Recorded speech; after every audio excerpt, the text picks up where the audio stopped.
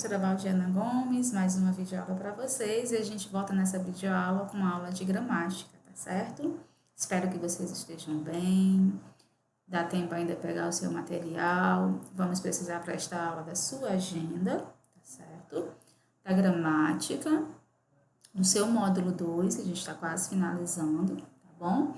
E a gente vai fazer toda a nossa dinâmica, né, da nossa videoaula como tem sido, tá bom? Antes de irmos para a indicação da nossa agenda, eu gostaria de fazer com vocês a acolhida.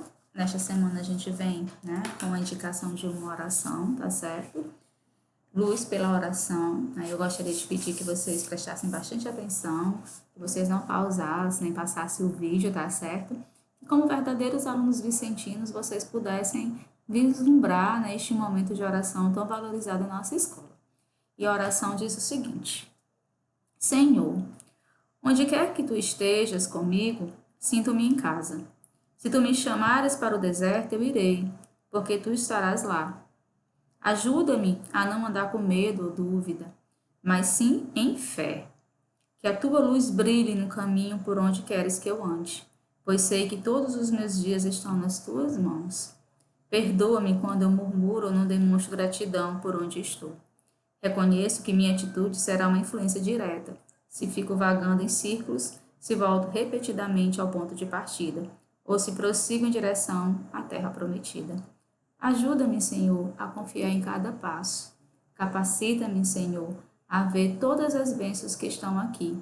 Confio que tua graça é suficiente para este dia e para cada dia que se seguirá. Amém. Então, com essa oração, que a gente carinhosamente, imbuídos do sentimento de fé, começamos a nossa videoaula de hoje. Bom sexto ano? Então, vamos lá. O que nós temos para a nossa agenda? Nossa acolhida, nossa oração. E em seguida, vamos dar continuidade à correção da atividade da página 146 a 152 da nossa gramática, certo? Agradeço aí ao Juninho, a Thaís, né? Que acompanharam aí, ficaram dando um oi para a gente fazer a citação das palavras, tá certo? Então, vamos começar, né? Lembrando, para quem não estava acompanhando, quem não acompanhou semana passada, na última videoaula, a gente já resolveu, na própria videoaula, a página 145, a primeira e a segunda questão. E ficou como correção, indicação de resolução, a 146 e a 152. Então, a gente vai fazer isso agora. Então, vamos lá. Página 146. B. Separar o lixo para reciclagem. O artigo definido, tá certo? Dá ao substantivo lixo o sentido de lixo doméstico, lixo conhecido. Da natureza. O artigo definido dá à natureza o sentido de mundo natural. Tá bom? Então, observe aí. O artigo definido no B dá ao substantivo lixo, da página 146, doméstico, lixo conhecido. E do C, o artigo definido dá à natureza o sentido de mundo natural. Observe o emprego do artigo indefinido destacado nesta frase do anúncio. Por um mundo melhor, compre um Fox. Por que o uso do artigo indefinido antes do substantivo mundo é adequado? Pararam para pensar? Responderam? Olha aí. Porque se trata de um mundo ainda indefinido, melhor do que o atual, mas impreciso, desconhecido, certo? O anúncio procura transmitir a ideia de que a preocupação dos fabricantes do automóvel é a preservação da natureza. Segundo o anúncio, o que leva à preservação da natureza? O que leva, segundo o anúncio? O anúncio ele tem uma intenção de comunicar, tá certo? De vender algo, de vender uma ideia, de vender um produto. Então, o que ele procura transmitir, sexto ano? O carro é econômico, o carro não polui, o carro utiliza combustível alternativo, o carro torna as pessoas organizadas? Exatamente. O carro torna as pessoas organizadas. Este é o item que responde a esta questão. Na sua opinião, o argumento utilizado pelo anúncio é falso ou verdadeiro? O que vocês acham, pessoal? Vocês acham que só se vocês comprarem um produto, ele vai transformar seus hábitos, seus costumes? É a sua opinião, né? Leia agora um anúncio bem antigo, destinado à publicidade de automóvel produzido pela mesma indústria automobilística. Observe o emprego do artigo definido o e do artigo indefinido antes da palavra amigo. Que diferença de sentido decorre do uso de um e de outro artigo? Olha aí. Um amigo, amigo indefinido entre vários. O amigo, amigo específico, definido. B. O que explicaria a troca de um amigo por o amigo no anúncio? Tem diferença? Tem diferença de sentido? Vocês acham que é a mesma coisa? Vocês não perceberam? Olha aí. Preste bastante atenção. Em um amigo sexto ano, o sentido é de um artigo, de um amigo qualquer, entre vários. Enquanto o amigo refere-se especificamente ao amigo que o leitor supostamente teria escolhido para vender o carro. É específico, é especial. Que aspecto do automóvel o anúncio procura ressaltar? São aspectos: a beleza, o conforto ou a durabilidade? O que é que vocês acham? A durabilidade, uma vez que o anúncio procura associar ao Fusca a ideia de um carro forte, que não quebra, certo? E a gente conclui assim a 146, vamos agora para a página 147. O artigo definido pode aparecer ao lado de substantivos que designam estados, países, oceanos, rio, etc. Por exemplo, o Rio de Janeiro, a França, o Pacífico, o Tietê. Há a seguir o nome de alguns estados brasileiros. Identifique aqueles que dispensam o artigo definido. Olha aí. Quais são esses, né? Nós temos aí Amazonas, Pará, São Paulo, Minas Gerais, Rio de Janeiro, Maranhão, Piauí, Rio Grande do Norte, Santa Catarina, Paraíba, Pernambuco, Sergipe, Bahia, Goiás. Ele está pedindo aqueles que dispensam o artigo definido. Então, vamos lá. São Paulo, Minas Gerais, Santa Catarina, Pernambuco, Sergipe, Goiás. Repetindo, São Paulo, Minas Gerais, Santa Catarina, Pernambuco, Sergipe e Goiás. Às vezes, em certas situações, o artigo pode adquirir um sentido diferente do usual. Reescreva a frase a seguir, substituindo o artigo destacado por uma palavra de sentido equivalente. É muita gente perguntando, né, se poderia não reescrever a frase. Não, pessoal, a questão está pedindo, né? A questão ela é muito clara. Ela pede para que você reescreva a frase, né? Vai prontamente fazer, certo? Olha aí. Mamãe comprou peras de R$ 5 o quilo. Aí você vai colocar, mamãe comprou peras de R$ 5 cada quilo. Esperei por ele uma meia hora. Esperei por ele aproximadamente meia hora. Ele falou de uma maneira que me magoou profundamente. Ele me falou de tal maneira que me magoou profundamente.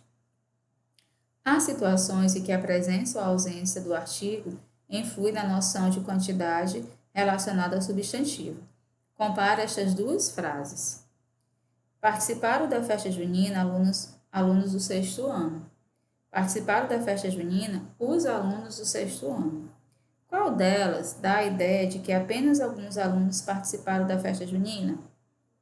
A primeira. Né? Explique a diferença de sentido entre as frases a seguir, considerando a presença ou não do artigo definido. Quando eu crescer, quero ser engenheiro na firma do meu avô. Ser mais um engenheiro na firma. Ser como os outros que já trabalham lá. Quando eu crescer, quero ser o engenheiro na firma do meu avô.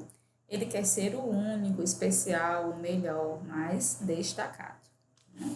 Então, agora a gente vai agora para a página 148. Acompanhe comigo, né? Página 148. Compare, certo? Compare estes dois enunciados quanto ao sentido. Mariana já comeu o doce. Mariana já comeu do doce. A. Em qual deles o sentido é de que Mariana comeu todo o doce? No primeiro enunciado.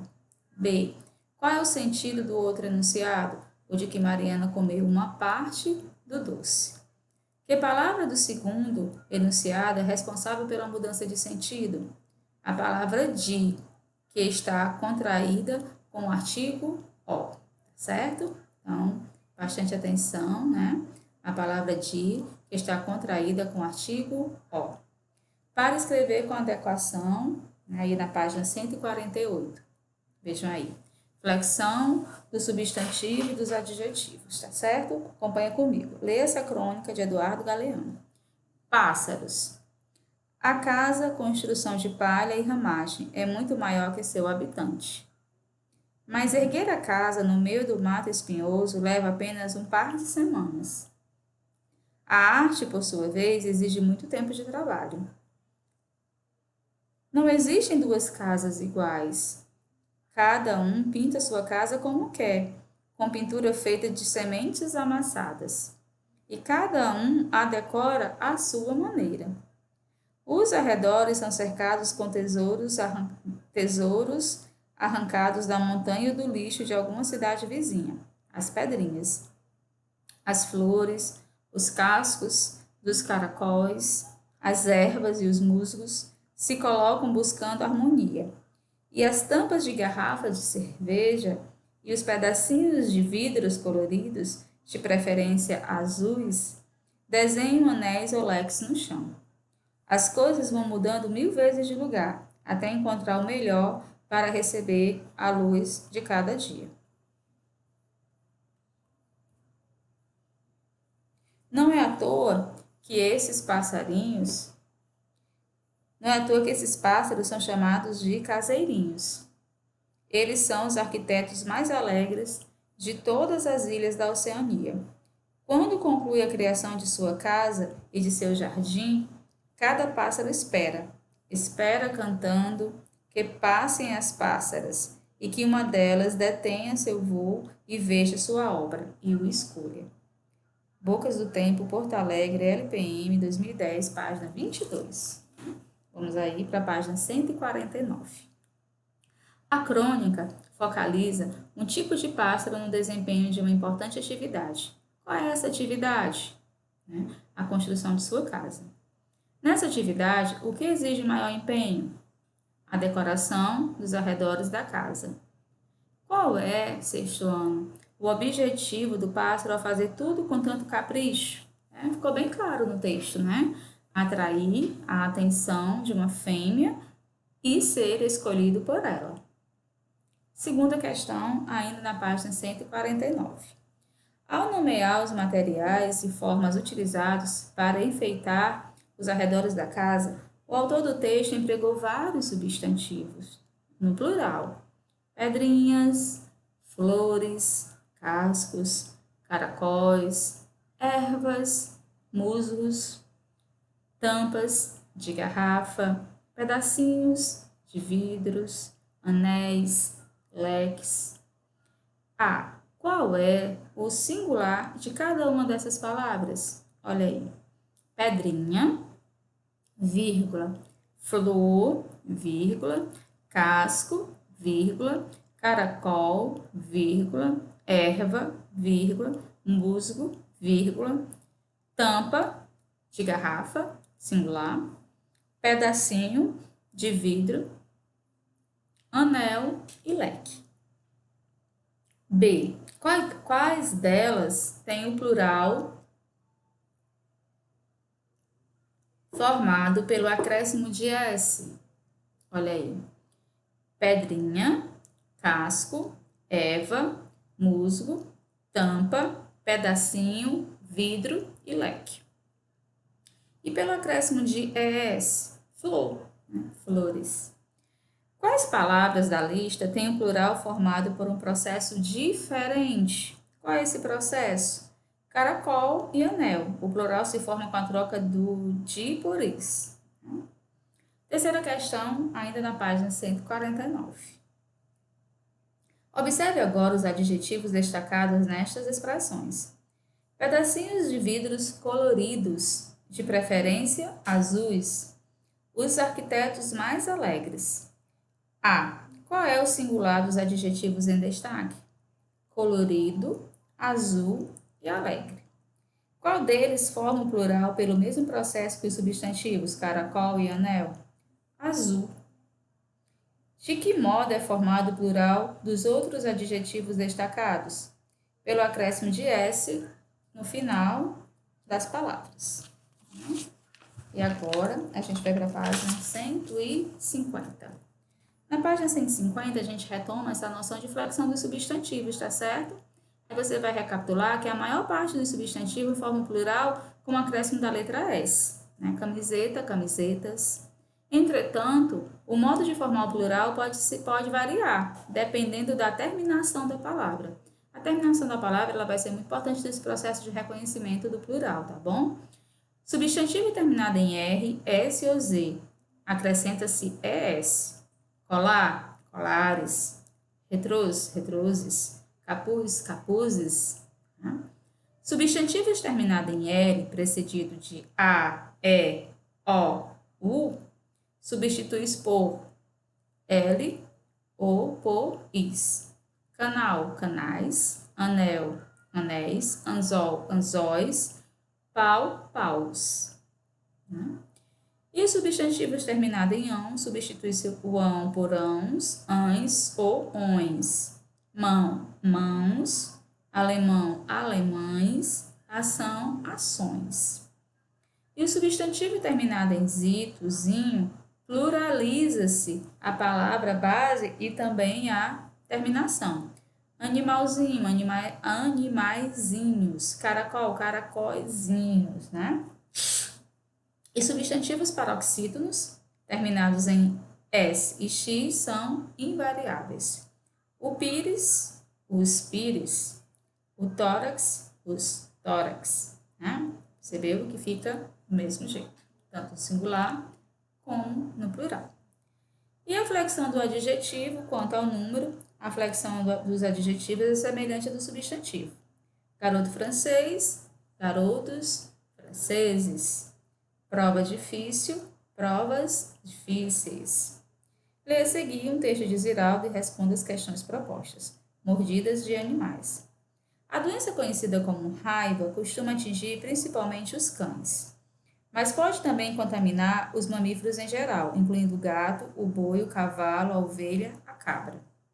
O morcego, comum em cidades do interior, embora não seja afetado pela doença, atua como transmissor dela. Normalmente, os animais acometidos pela raiva buscam lugares escuros, deixam de se alimentar e de beber água e mostram-se irritadiços. Uma pessoa mordida por um cão com essa doença deve tomar providências imediatas. Ziraldo, o livro dos primeiros socorros do menino maluquinho, melhoramento 2005, página 40. Aí nós vamos para a página 151. A respeito do texto, responda. Qual é o assunto? Mordida de animais. Que doença pode ser transmitida pela mordida de animais? A raiva. Qualquer mordida de animal pode transmitir a doença? Não, apenas a de animais infectados por ela. A doença atinge principalmente os cães. Que outros animais podem ser atingidos? Todos os mamíferos. Que animal não é afetado, mas transmite a doença? O morcego.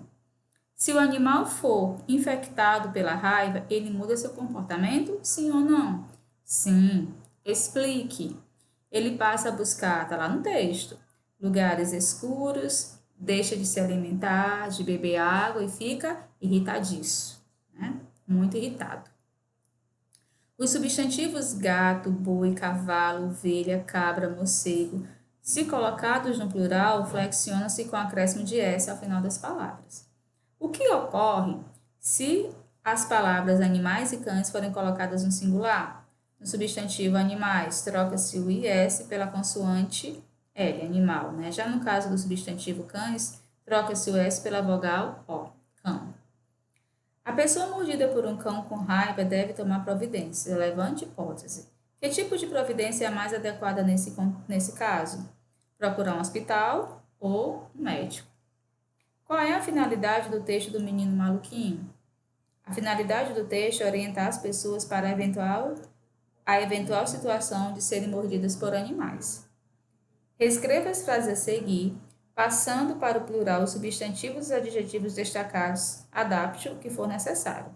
Na terra fértil, o canavial é bem verde. Nas terras férteis, Os canaviais são bem verdes. O pãozinho ficou mais caro. Os pãezinhos ficaram mais caros. Aí nós temos aí 152. Né? O botão de flor branca costuma ser mais frágil que os demais. Os botões de flores brancas costumam ser mais frágeis que os demais. O atlas que você procura está ao lado do cartaz sobre ecologia. Os atlas que você procura estão ao lado dos cartazes sobre ecologia. O fóssil do réptil foi enviado ao colecionador do museu. Os fósseis dos répteis foram enviados aos colecionadores do museu. Na tira abaixo de Fernando Gonçalves foram propositadamente eliminados 4 adjetivos: encantada, audaz, terrível e fiel. Olha aí. Relacione os adjetivos correspondentes buscando coerência de ideias. Príncipe, aí você pode colocar audaz. Cavalo, fiel. Floresta, encantada. Monstro, terrível. Flexione e enumere as expressões substantivo mais adjetivo formadas no item anterior. Príncipes audazes, cavalos fiéis, florestas encantadas, monstros terríveis. Quais são as sequências em que o plural de todos os substantivos estão de acordo com a norma padrão? Olha aí, item A, você vai marcar o item A, o item C e o item D. Atentantes que ele pede quais, né? Então, mais de um item, certo? Aí nós vamos aí, né? A indicação da nossa aula continua sendo numeral, que é a palavra que indica os seres em termos numéricos, que atribui quantidade aos seres ou se situa em determinada sequência. E eles são classificados em cardinais, ordinais, fracionários e multiplicativos. Né? Os 4 últimos ingressos foram vendidos há pouco. 4, numeral, né? Atributo numérico de ingresso. Eu quero café duplo. E você? Duplo, numeral, atribuído numérico de café. A primeira pessoa da fila pode entrar, por favor. Primeira, numeral, situa C, pessoa, na sequência da fila. Os numerais traduzem em palavra o que os números indicam em relação aos seres. Assim, quando a expressão é colocada em números, né, um primeiro, um terço, não se trata de numerais, mas sim de algarismos. Além dos numerais mais conhecidos, já que refletem a ideia expressa pelos números, existem mais algumas palavras consideradas numerais, porque denotam quantidade, proporção, ordenação. São alguns exemplos: década, dúzia, par, ambos, novena. Nós temos os cardinais, que indicam contagem, medida. É o número básico, por exemplo, 1, 2, 3, 4, 5, 6, 7, 8, 9, 10, né?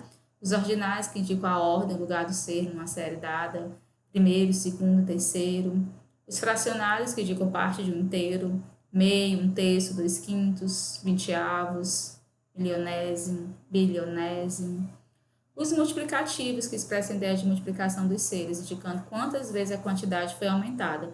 Por exemplo, dobro, triplo, quadruplo, quíntuplo, sextuplo, sétuplo, certo? E aí a gente vai na sequência.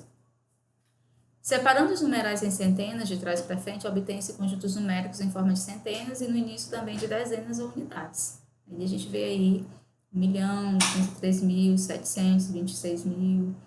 E a gente vai vendo aí a grafia também dos seguintes numerais ordinais. Olha, o sexto, quadrigentésimo, nonagentésimo, como é que se escreve, né? A gramática no módulo de vocês tem essa referência, certo? Então, até a nossa próxima aula.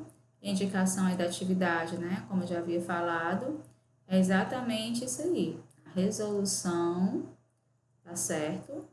Da atividade no módulo da página 74 a 77. Na próxima videoaula a gente volta com essa correção, tá bom? Um abraço carinhoso.